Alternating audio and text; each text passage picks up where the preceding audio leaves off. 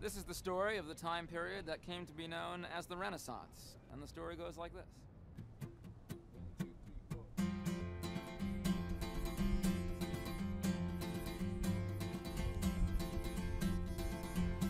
The Renaissance is what we call the scientific and cultural stir-up that hit 15th century Europe.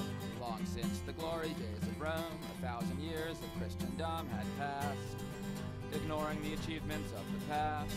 But from medieval crusading and from Far East merchant trading, they saw other cultures that knew way more. The idea their own age was dark grew with Italy's Petrarch, suggesting that the ancients were interesting. He said early Rome and ancient Greece were pagan, but with lots to teach if we listen. They were great although they weren't Christian. Plus popes looked bad in the schism, so a new idea called humanism grew. Achievements outside church are holy too. Works of Plato and ancient Athens started coming back in fashion, given new worth.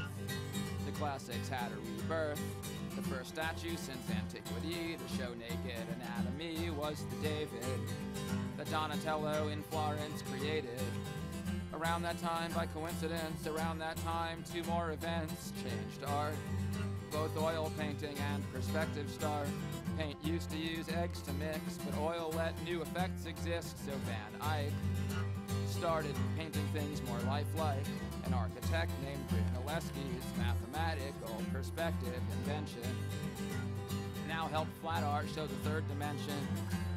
Art used to be simple skills, but now look like miracles, so artists' glory rose to the genius category. This shift was helped in Italy by patrons like the Medici, whose businesses could outweigh the old influences. By 1450, another strange invention made old Europe change. The printing press spread new ideas all through the West. Some said all this knowledge can create a so-called Renaissance man who learns all there is and all the arts and sciences. So Da Vinci and Michelangelo and others let their aspirations grow to try to be perfect in every medium they worked with. In medicine, philosophy, religion, and astronomy, the Renaissance set new standards all at once. Freedom from the church had brought a scientific way of thought and new values that led to the ones we now use. It's ironic, change so drastic came from trying to be classic. The rebirth led into the modern world instead.